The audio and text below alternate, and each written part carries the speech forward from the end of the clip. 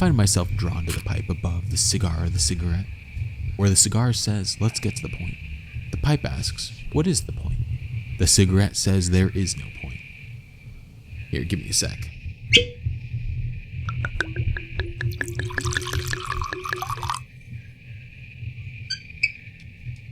I didn't start with the pipe. I started with cigars.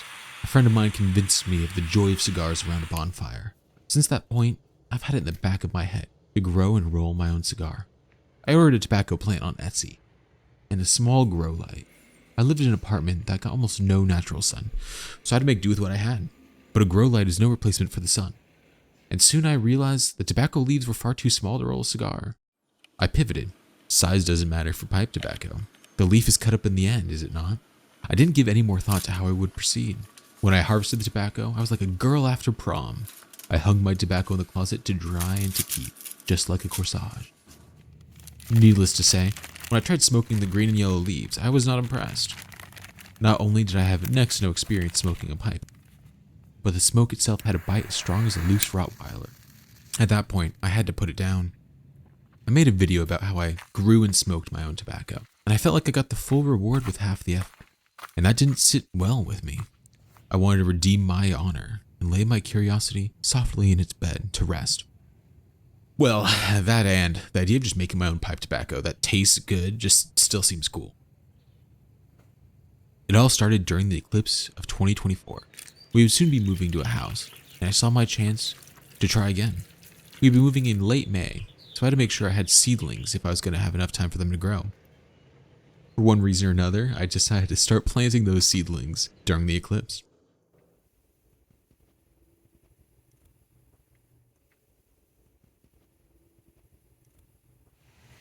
The day after I closed on the house, I drove out before I even moved to figure out where I would plant things. The ground was stripped for the construction and would need a little work. First, I'd remove some grass, Bermuda, otherwise known in Australia as cooch. I want you to appreciate my self-control, especially as I'm peeling back the Bermuda.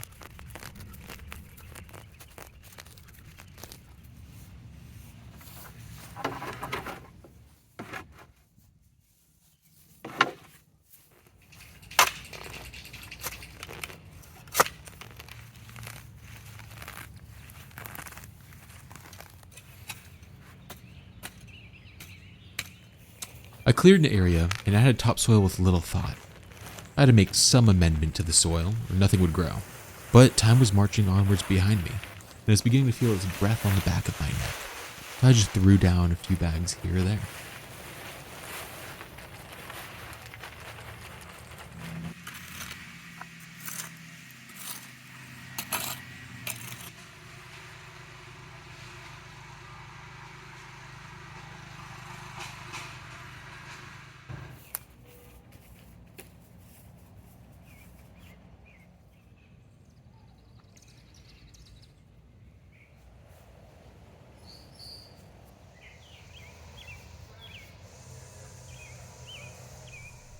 I think it's worthwhile to mention the beasts, well, the insects that preyed on the tobacco, which are few. Something about being a toxic plant in the nightshade family makes it less prone to infestation. And yes, I know the nightshade family, eggplants, tomatoes, they're all in the nightshade family. Okay, it's not like everything there is toxic. Okay, it just sounded cool. But its pests were hornworms, which dealt the most damage. They ate a lot of the leaves. Budworms, which got in the way of gathering seeds. And finally, gnats, whose sole crime was to be stuck in my tobacco as they died. It was an absolute pain to get them off. By pain, I mean there's an actual process to remove them. The day before you harvest the tobacco, you want to hose off the leaves and let it dry overnight. If you rinse off the leaves the day of, odds are you'll run into a mold problem fast.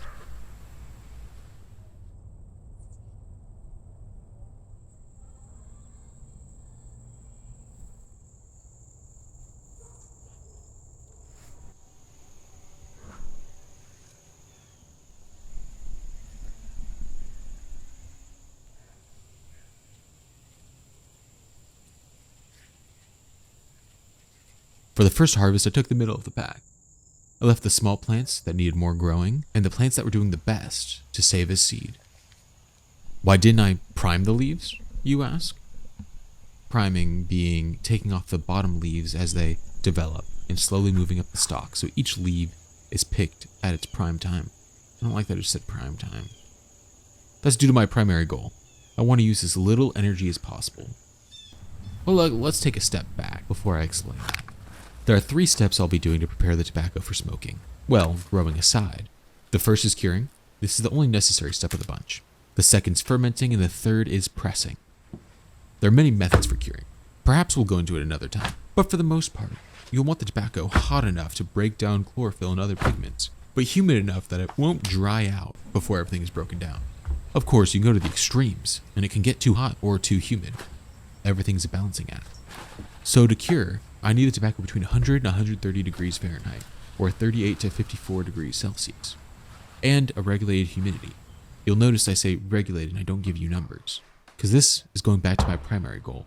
I want to be able to smoke a pipe as I watch our technological advances collapse in the fiery ambition of war. I want to use as little energy as possible. I want something I can do with just hands and tools. Mechanics, perhaps. I needed a way to cure the tobacco, regulating its temperature and humidity without electricity. For temperature, I decided to put the tobacco in my attic, just like a curing barn. As the sun hits the roof in the summer, it heats up to just the right temperature I need. I even tested it with a few leaves prior to moving forward. For humidity, I kept the leaves attached to the stems. They regulate the moisture enough so I don't have to. Then I can just hang the stems in my attic to color cure. As the summer heat hits the roof, it makes the attic a nice sauna for the tobacco to sweat in. By the way, the attic actually looked fluorescent orange, and it felt as hot as this looks. I mean, look back at the last shot, my hands are literally sweating. I'll color correct this for you so you don't have to suffer with me, but I thought it'd be fun to show you nonetheless.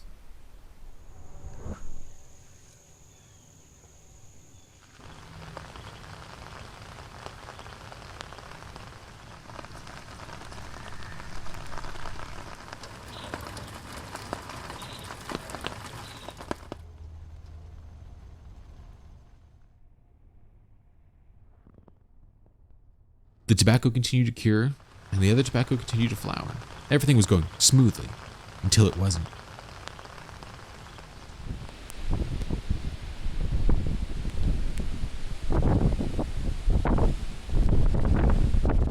Yes, it was Helene herself. My hand was forced, and I harvested all but one of my plants.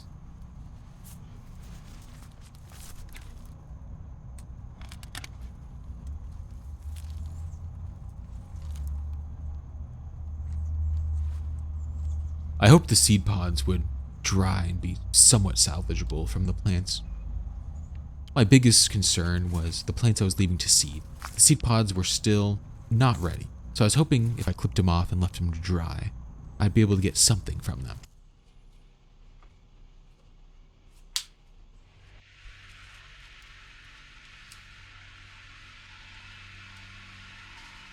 The stalks I took and hung in the attic with their brethren. And it's funny to me now, but the footage is grainy here because I didn't have my power back. So I just had my phone and what battery was left trying to get some footage.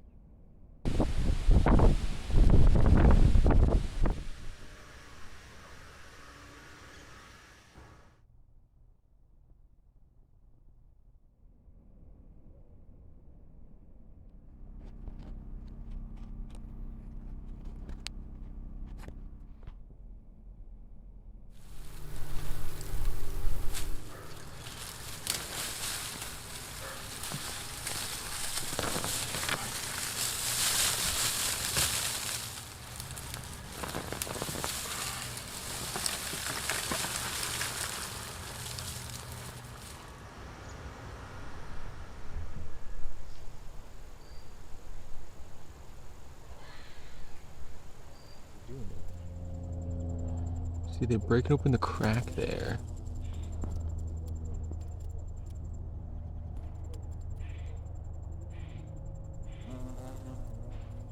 How weird. Then does it really pollinate it? It was October now, which meant a few things.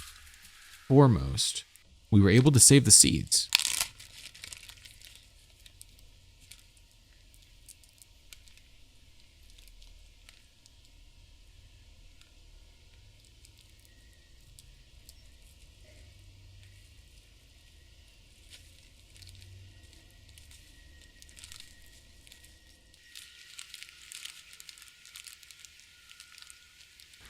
October also meant that the tobacco was as cured as it was going to get.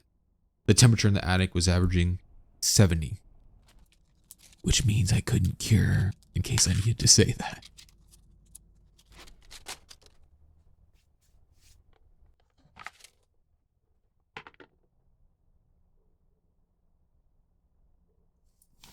My second of 3 steps was to ferment the tobacco. Some people smoke it straight after curing.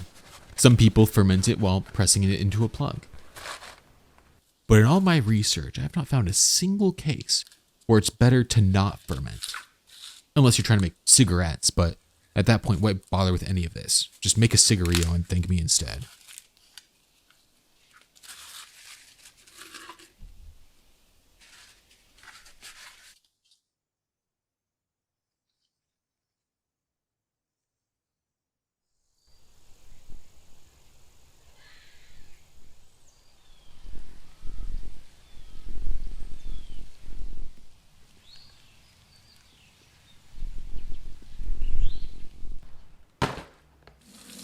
In terms of fermenting, I had a few leads. When aromatic pipe tobacco is made, they steam it in large drums to open up the plant pores, stomata. The idea is that the stomata open and then they add the aromatics and the flavoring so that they stick more readily in the plant. I'd also seen people who put tobacco in a jar and boil the jar, basically steaming it while keeping it contained and pressurized.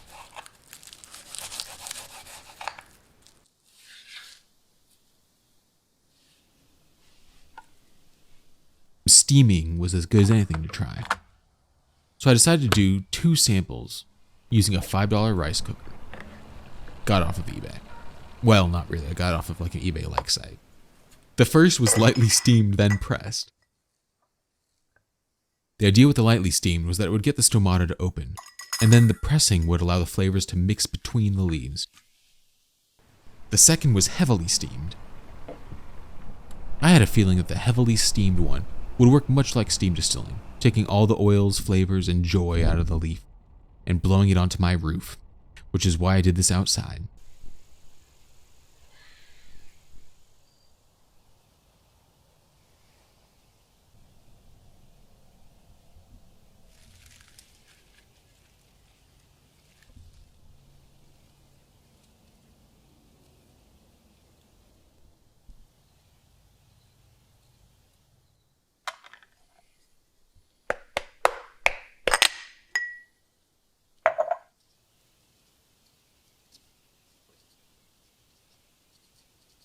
I sampled the 2 steamed tobacco samples, as well as a sample that was only cured.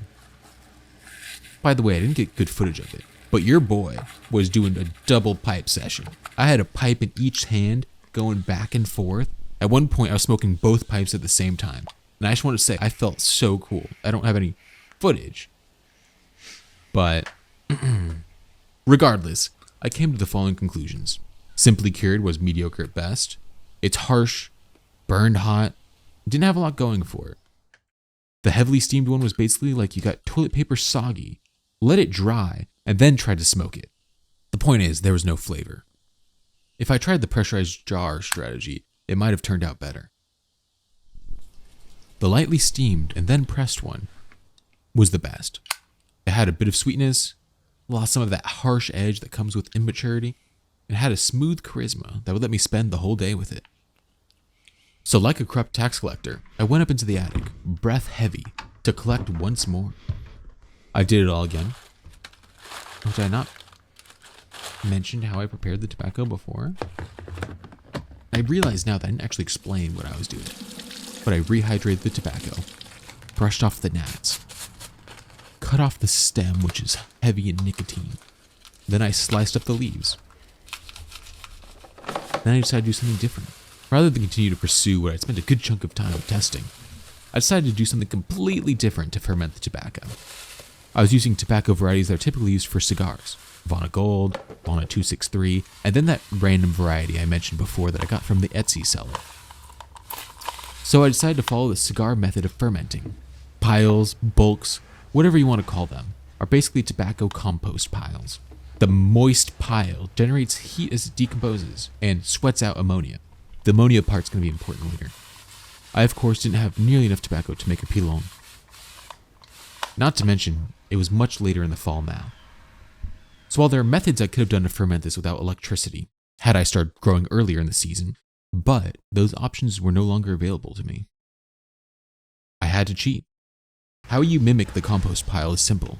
You need the temperature between 100 and 130, familiar is it not, and the humidity between 65 and 80. The higher the temperature, the faster the ferment.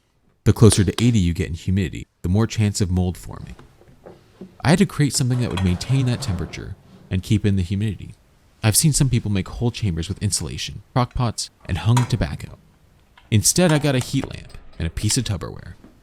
The idea was that the Tupperware would keep in the heat and humidity, and the heat lamp costs a lot less than a crock pot.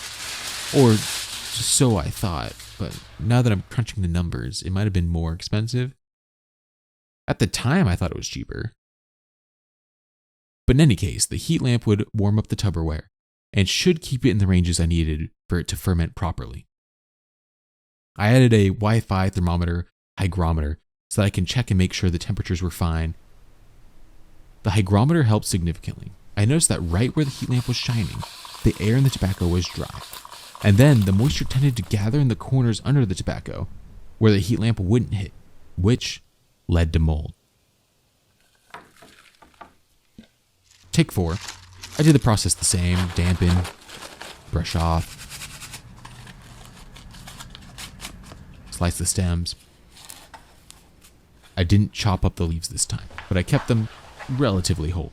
I made this sketchy lasagna casserole dish looking contraption, where the heat lamp would shine on the tobacco from the bottom.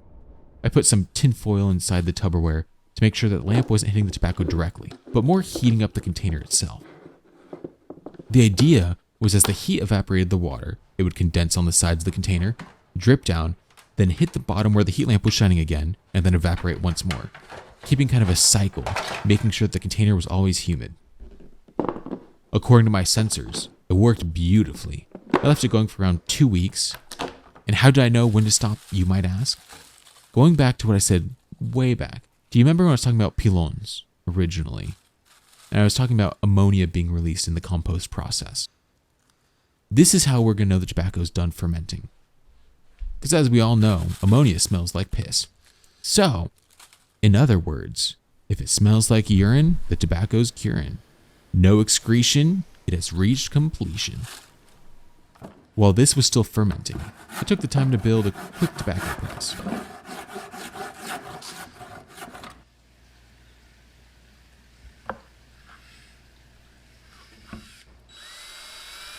I like how when I pressed the lightly steamed tobacco, it allowed all the flavors to mingle, chat, to mix, make a little bit of small talk. So I wanted to emulate that melding of flavors. It would allow me to slice the tobacco much thinner as well. So I took the newly fermented tobacco, and after dampening it, started shoving it into the tobacco press.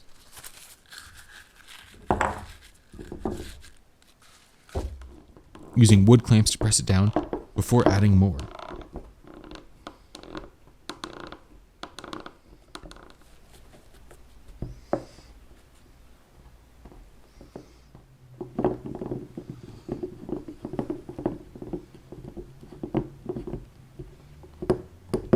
As a quick aside, I like how I was quite literally using a tobacco stain on this wood.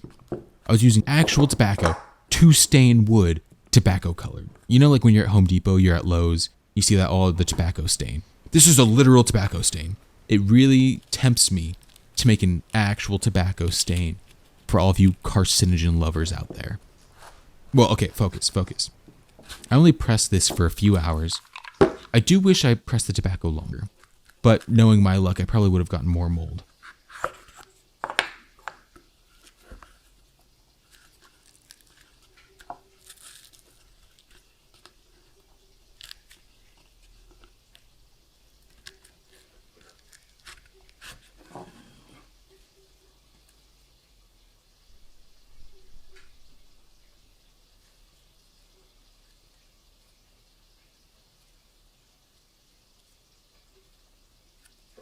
After the press, I was able to slice the tobacco much more thinly than I had prior.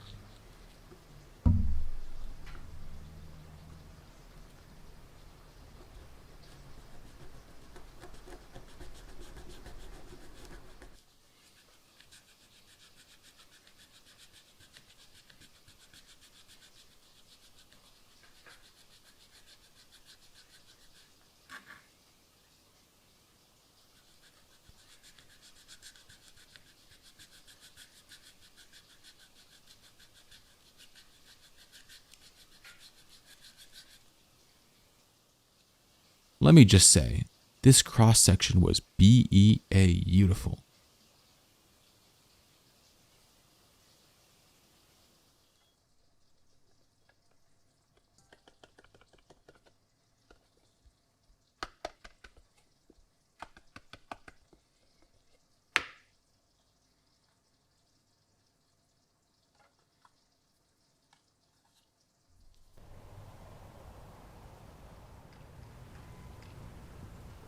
The snow had come and gone, and I had a short break in the winter weather. So after lighting my lawn on fire, pouring my whiskey, and hovering like a genie, I decided to give it a try.